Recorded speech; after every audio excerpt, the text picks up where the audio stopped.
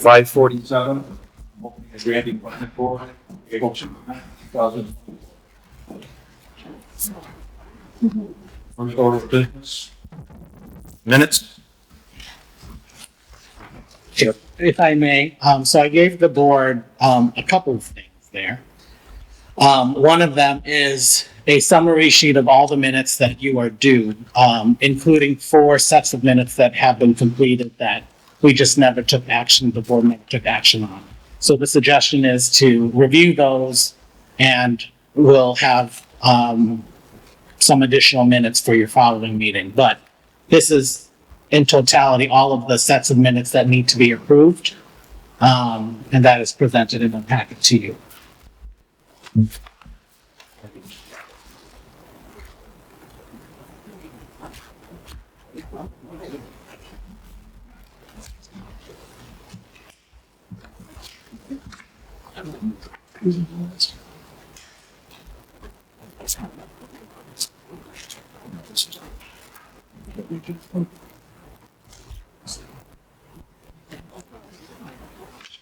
So the ones from March, are we gonna be, These are administrative approvals, so the board, what I would suggest is, you can try to match depending on the board members that were present at those meetings. However, they're administrative approvals from this point, and just the majority of the members need to vote. Yeah.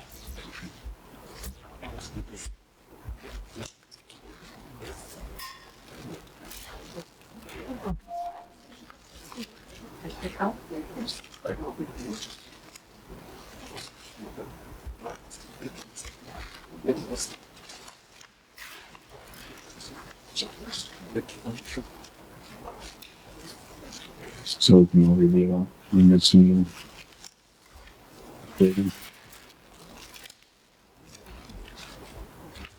Jason, do you have a packet? yeah, I'll give them. I think that might be. Oh, this is another. Okay. Perfect. Or who knows? Goes in there.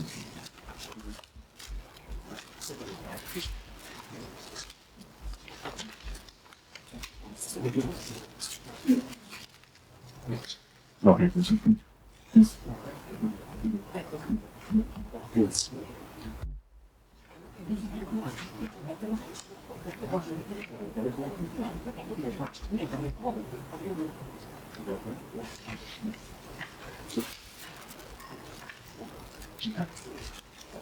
So what do we want to do? You want to approve them at the next meeting and people have a chance to review them, or?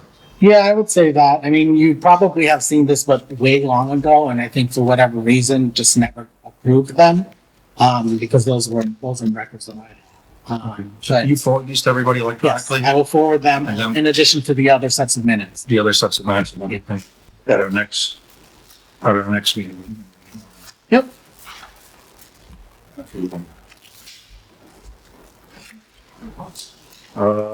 Correspondence, there's nothing in here at this point.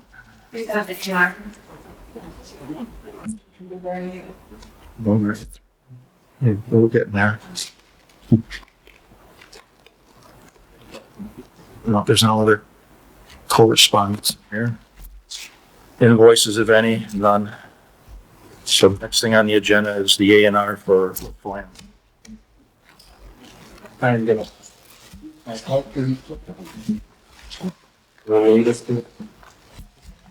Okay, duly noted.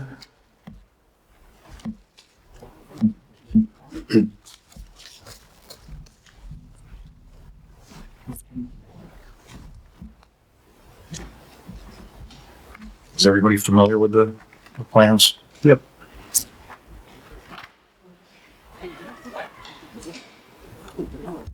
Meets all the requirements for a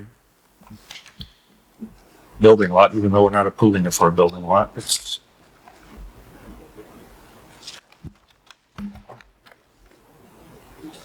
so I'll entertain a motion. I'll make a motion to approve the A&R for the plan as presented. Is there a second? Second. Any further discussion? All those in favor? Aye. Motion carries. All in favor. So I'll start. Good. Sorry. Yeah.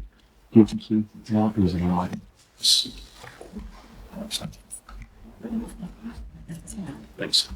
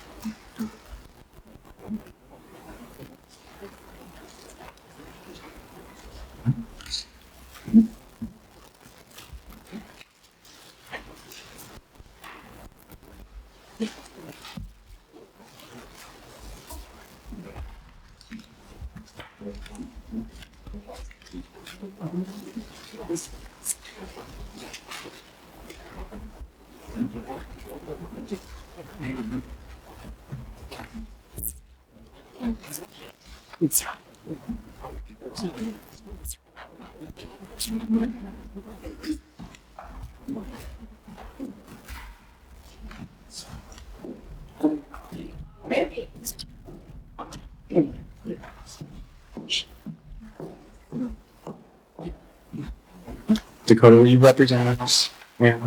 Do you know if there was a check stop test? Okay. Yes. Okay.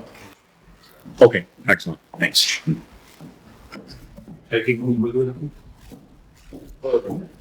Yes. We're done with this one.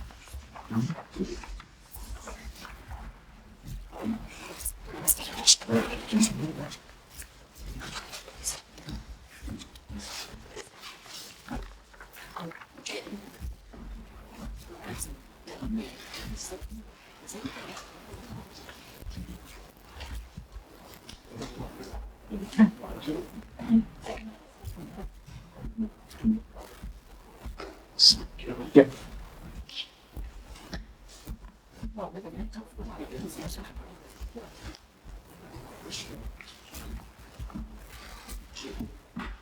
Right. Hey, you too, thanks.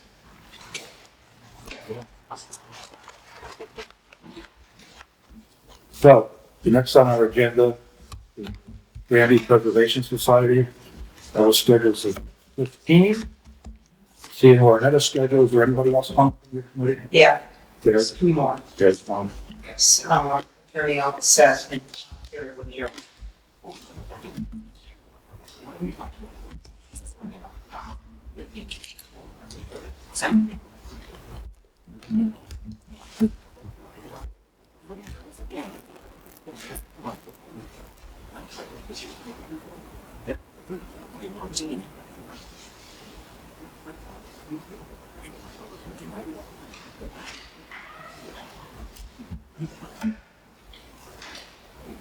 is there anything else that you want to discuss?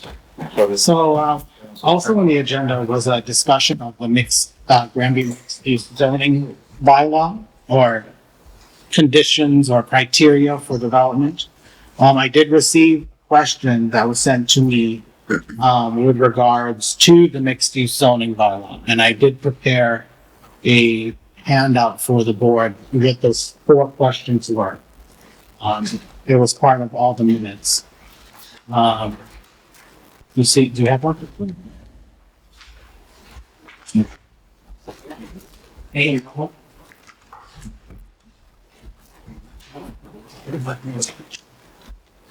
I see. You holding these?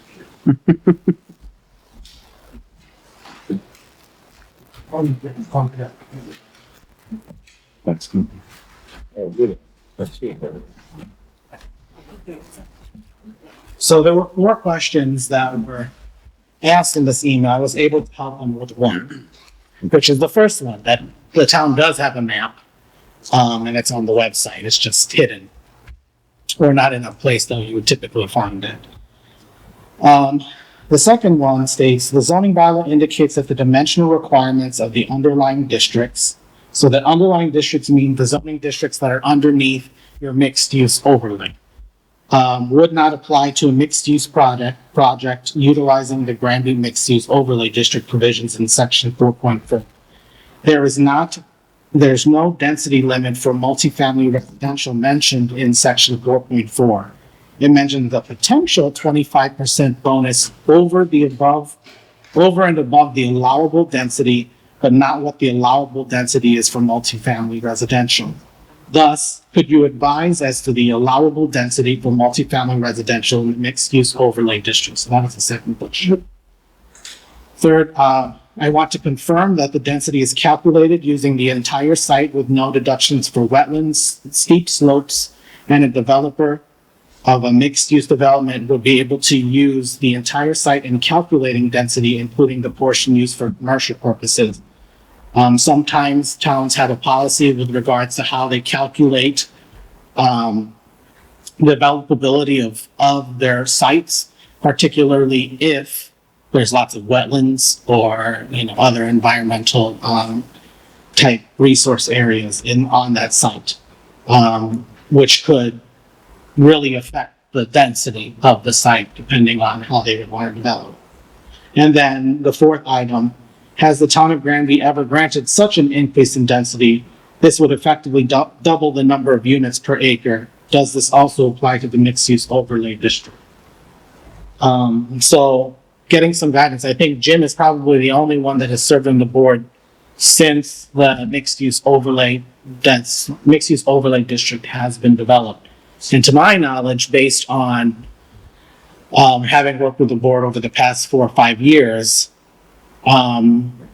that there has been no development within that overlay district using those criteria. Is that correct, or does that seem correct? That's correct.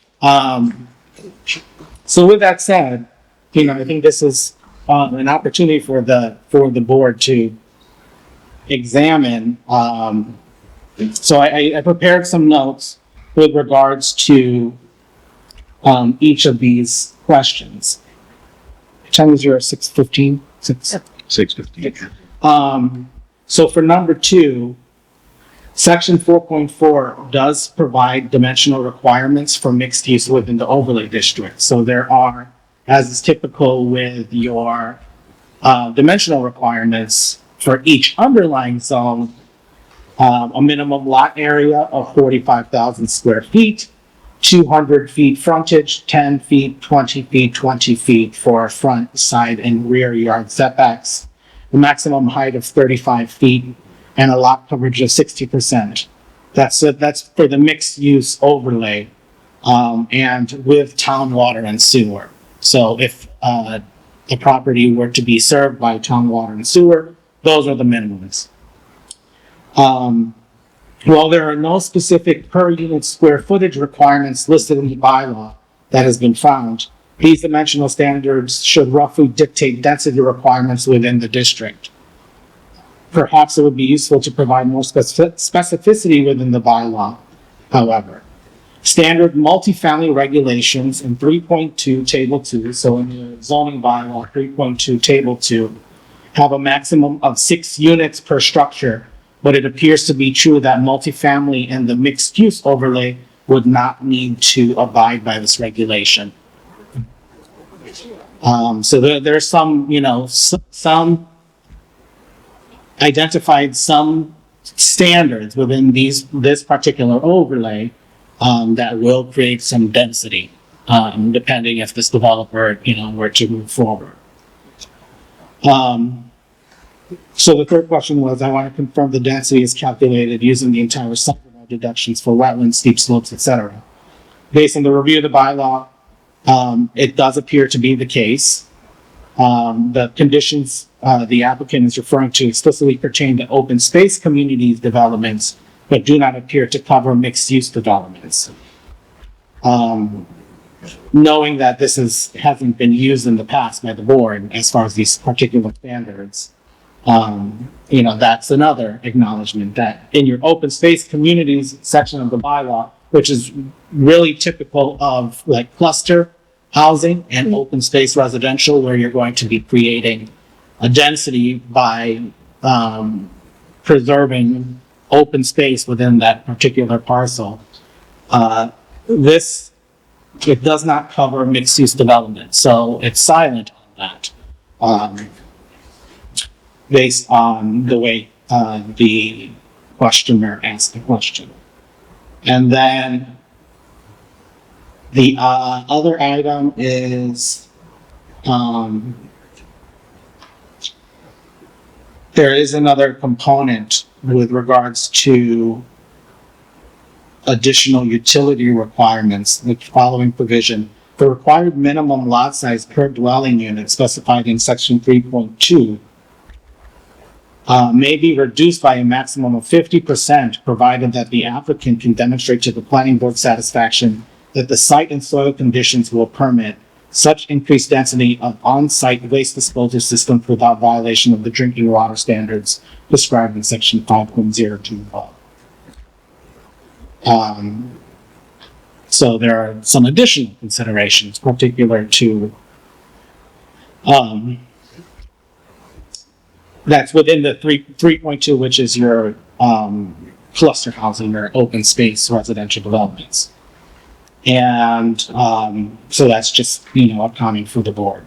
And then the last question is, I don't think the board has ever issued an increase in density because there has been no development in the district. So I guess, it might be worthwhile to, I don't know how the board would like to move forward. These were questions that came from, a developer or the developer's team. And, I haven't yet shared my findings based on my review of the bylaw. But I don't know if the board has any thoughts regarding to the fact that there is no density bonus necessarily listed. It's kind of based on our infrastructure. And we have water, there's no sewer. Right. Or vice versa. So that's basically governed based on conservation, water health, with septic systems. I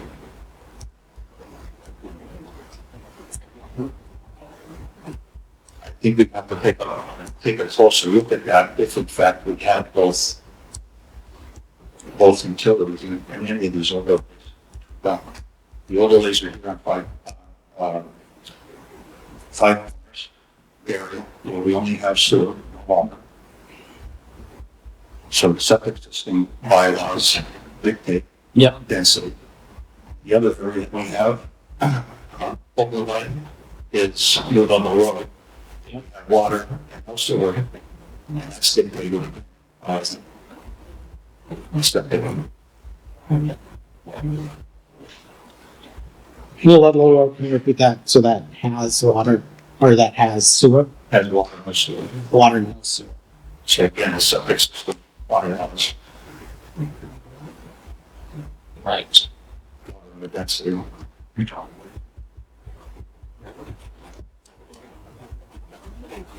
Those are going to districts that only are the as the. Right.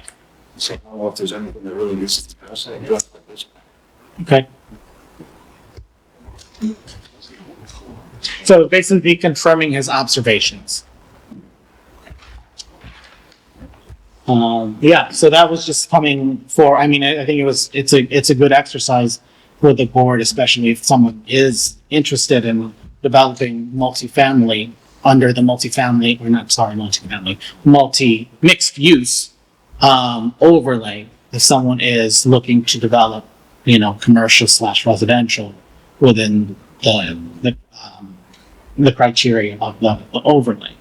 So, but as the chair did state, because of the utilities where, it's reflected that if there is a requirement and there's no utilities like sewer or water in these certain areas where mixed use is available, it is the septic rules and regulations would dictate the type of development that can occur. Okay. Any others have any question? think so.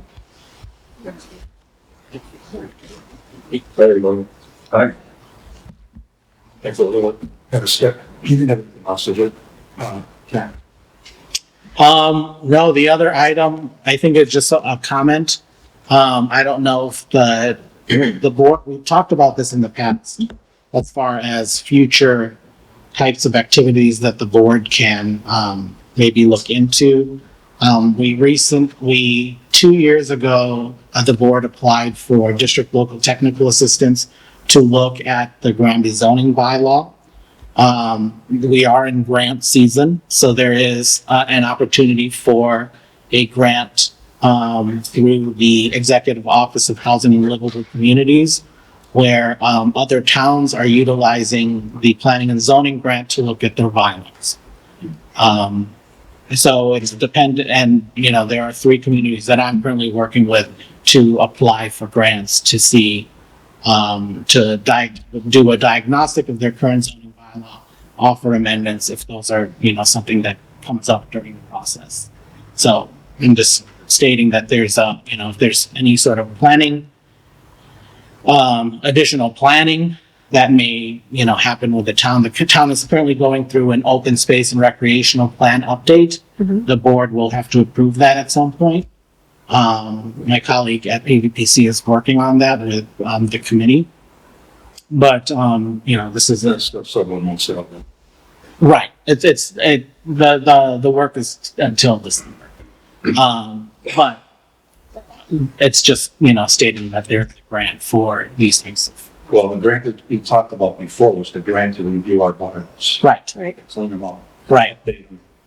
So I don't know, I mean, we can't, it's a pretty, I won't say that it's an easy grant application, but there is a grant due the first week of June.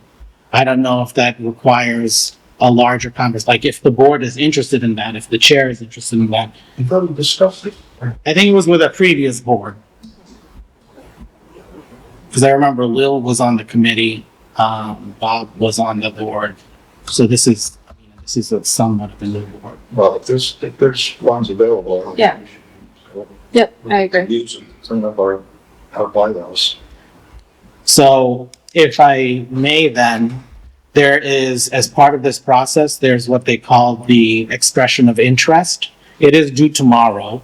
But if it is something that I can submit on behalf of the town, of the board, and then we can navigate the, actual grant application in a couple of weeks with this timeframe. Great. Between now and the due date of June. It will require a signature from the town administrator or the select board. So, but if the board wants to do that, then, I can go ahead and I apply. think it's a good idea. I think so. You want to vote on it? Sure, that'd be great. I'll entertain a motion. I'll make the motion to approve looking into the grant moving forward. A second, Second? further discussion? All in favor? Aye. Aye. Carries unanimously. Great.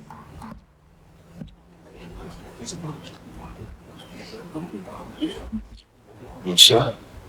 Yes. Okay, welcome. Well. So, there you have some questions on the building? Yeah, as you know, we've been before the board, the GPS, by the way, I now said, I'm the board director, I'm the board of directors for Granby Preservation Society. I'm here with Barry Joy, Judy Long, and Joel Walker, who are also on the board. And what we're trying to do is, let's write the long, process that we instituted in 2020, to obtain site plan approval for the town hall, the little town hall at 250 West State Street. And so this is sort of a get together, hopefully with the planning board, to find out where we stand in the process and how we move forward in order to get our certificate of occupancy. I know we've done quite a bit of filings with the prior board, and I know we got close. I think the last time, and of course, it was Gary Phelps, our former president, who unfortunately passed away last fall. He was sort of spearheading the whole thing. And the last time was that there were two items that I think were of particular interest to the planning board. And the first one was the windows on the second floor, up on the stage, that needed to have some safety plexiglass placed, which we've done. And the second one was an issue with the parking. And the issue was there an agreement between the Granby Preservation Society and the diocese to share the driveway and the parking between the church and GPS, the big old town hall? The way it works for years was the town and diocese shared it, and they had different schedules for different events, so it always worked out well. And I think it was Bob Sheehan who raised the issue at the role play, the prior board, saying, well, you really have an agreement with the diocese, and we have a letter of support, but not an agreement. Since that time, we drafted an agreement with the diocese, so we actually formalized an agreement between them to sort of keep doing what we're doing, which is share the both driveways, to communicate with each other and utilize it together. So if they have a large event, they notify us, and vice versa. And so I think the original site review, I think the planning board has said, well, looking at just GPS and property, we probably had 63 parking spaces. So with and that would satisfy for the most part the office things that we are trying to do. I think we probably need 40 for the cold storage, which is the buildings in the back, which are currently occupied, for the office space under the bylaws, right? So we had to count based on square footage. And I think, and then of course the auditorium was an issue because I think we were looking, the capacity was about 90 people. And I think we probably squeezed into, we had enough for an event, okay? But if we were doing everything all at once, maybe not. So to get the agreement with the diocese gave us an extra 40 spaces, and I'll provide you all with a copy of that. Gave us an additional 40 spaces. So instead of having 63, we're looking at closer to 100 if we're going to have an event. And so I think we've sort of resolved the parking, I guess you want to call it dilemma, or there wasn't clarity there, but now I think we have that. So we're hoping to check all the boxes that we need to move forward, because we're getting to the point now where we'd like to start, renting out some office space and starting to get, and we need our certificate of occupancy. So this is sort of that. Let's circle back. Let's find out what you would need from us at this point. How do we resurrect the process? From our perspective, we bought the town conveyed the property to us in 2014, and it's now 2024. So it's been the slow walk to getting our certificate of occupancy, to say the least. But we're at that point now where we really would like to get that, and hopefully we can streamline that and find where we stand and what's next. Well, first of all, that building's never looked so good. And all the years I've been you guys have done a beautiful job of And that's making it a nice landmark here in the center of the town. So you've done a great job of that. As far as everything that you mentioned it's not high priority. We're strictly site plan. And you can't, I thought the previous board made it clear that you can't approve a site plan until you have an occupancy until you know what the occupancy is. So typically what happens is you hire an architect, they tell you what you can and can't do, and then they'll tell you what the occupancy is. Oh. As far as, We do that. we did that. well, I don't think this board's seen the occupancy. Really? I don't think they have. I haven't even seen the application. It's, I don't think I've even seen the application. Right? I don't think there's ever a formal application before us. I think what tripped it out was so we filed in July of 2020. And then in August, you sent a letter and said, hey, we need more information. So I think what probably, It could have been, the building started. no, that was you. It was. Yeah, I'll show you the letter.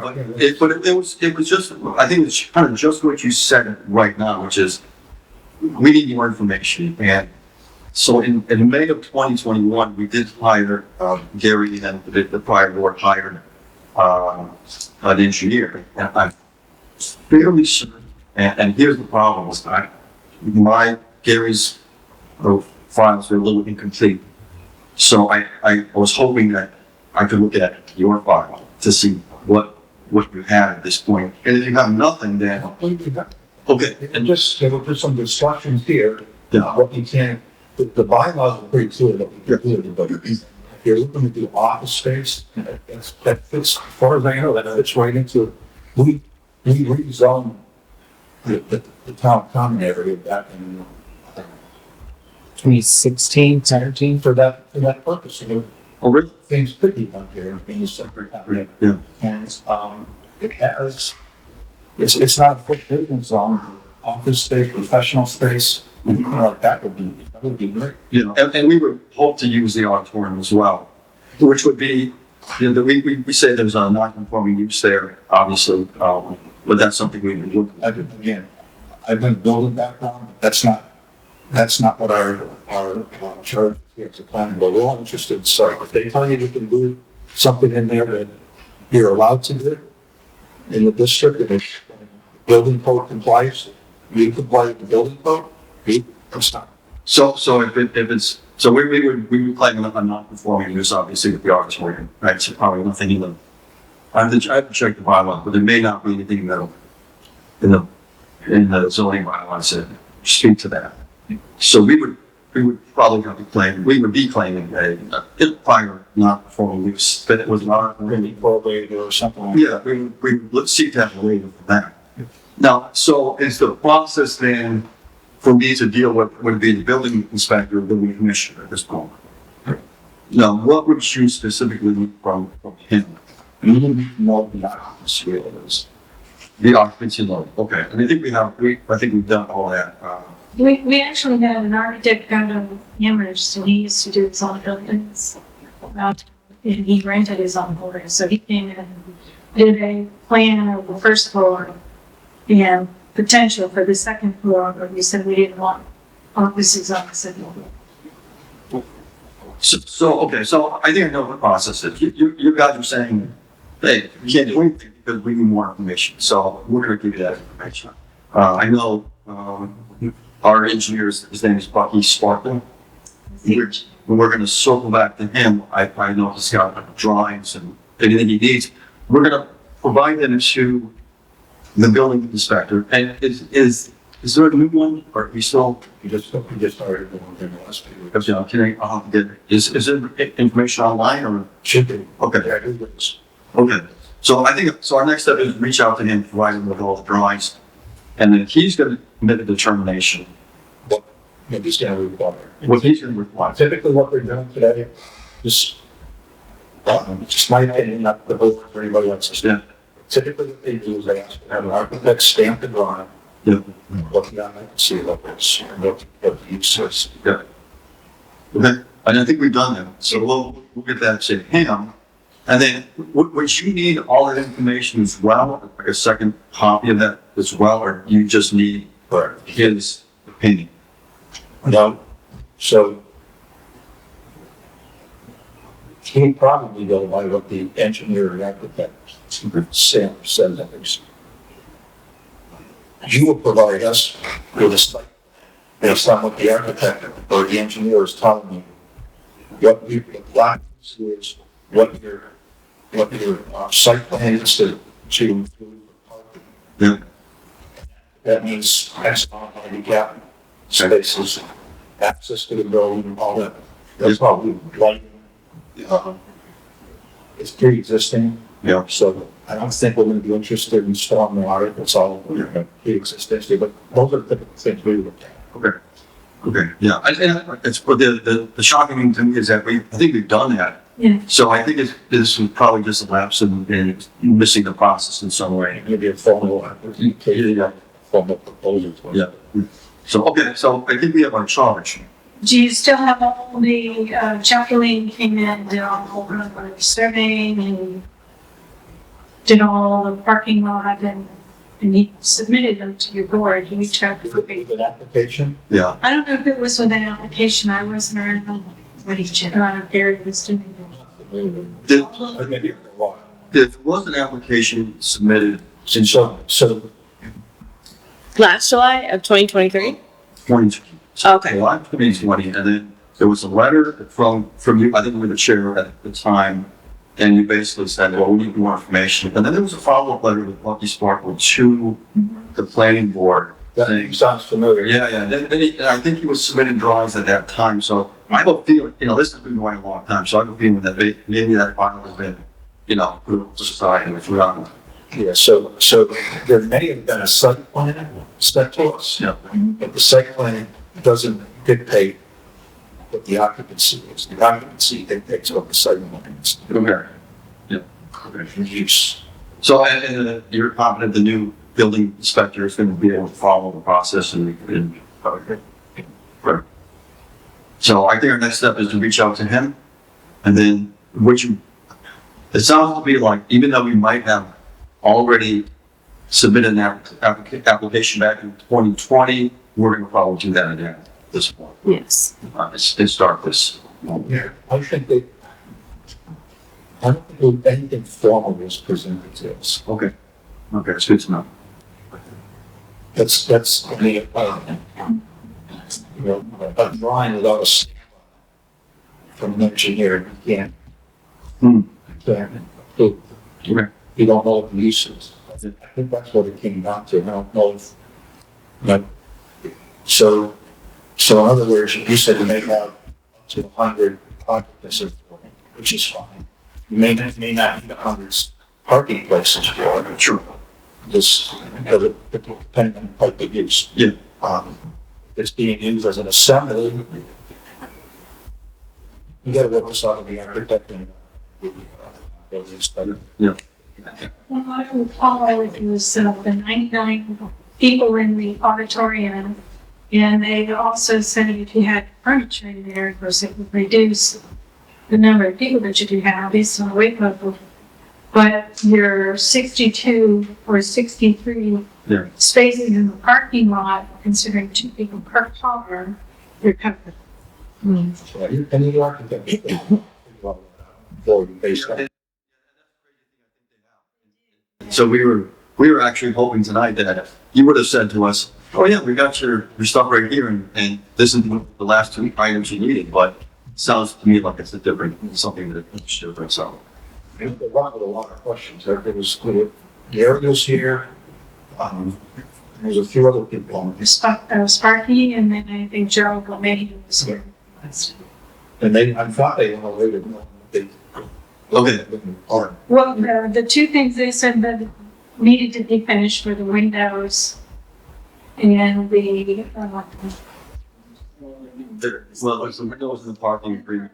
No, who that's what we, said they said, who was saying that the planning? that was Joe and Gary, when they came back from leaving Oh, okay, this meeting. so, okay. And I think they just need a new application too. I mean, I think that's, just all the application. The information that the architect provided you. We now know what we need to do, so we'll get cracking on that. Wouldn't hurt to circle back with the voting enforcement. No, I think we're gonna start there too as well, because especially since we have a new building commissioner or inspector, we'll have to bring them up to speed as well, so. Again, Bolton looks beautiful. Yeah, we just need to be able to use it, that's all. So, Love to see it used. yeah, great. Could I just ask for names? I know Jim and Nita. But I didn't know those were Jason Smeagol. Sneagle, right? Yep. Your dad, or your mom. Nathan LaFleur. Nathan. Okay, yeah. and Melissa St. Germain. I recognize all the last names. Very good, thank you. Well, thanks Get that information for us, so. Yeah, we'll get it done. We'll get it as soon as we can, yeah, sure. So, Thank you. thank you for meeting with us. Well, I'd love to see the building. Good. Thanks. Come on over and take a look at stuff. You got what things like too? Oh, yeah. Oh, yeah. It's getting there, yeah. It looks good. Excited. Well, no, not, I've seen you. yeah, well, No. sure.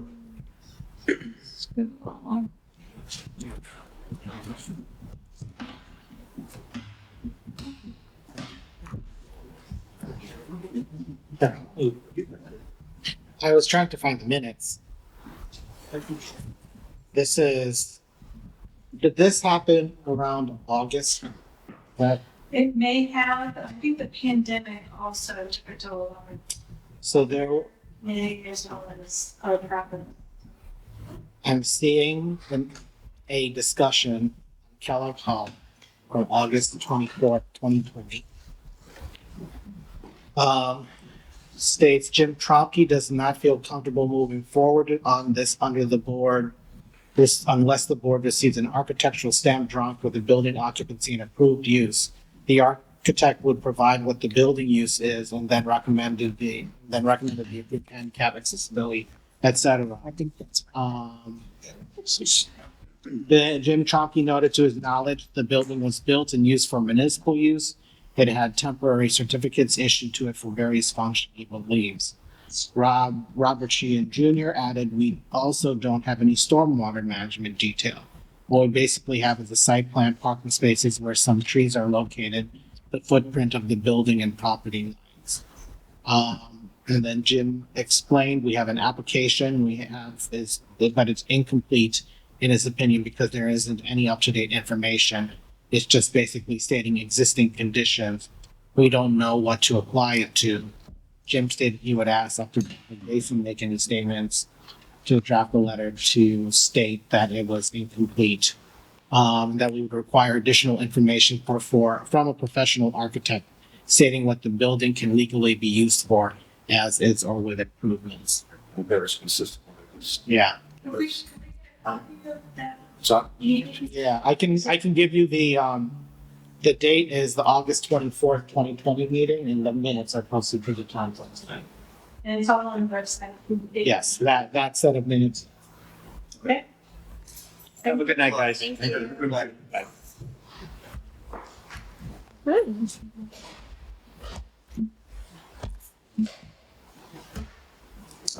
okay, anything?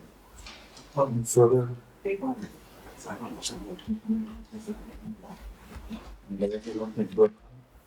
What? I'll make a motion to adjourn. What was the memo, town clerk campaign disclosure report? Look on the last, old business? Yes. Oh, okay. You let me go. Most of this vote. Okay. Okay, we have a motion to adjourn. Do we have a second? Second. No seconds. Any further discussion? Nope. All in favor? Aye. You adjourn.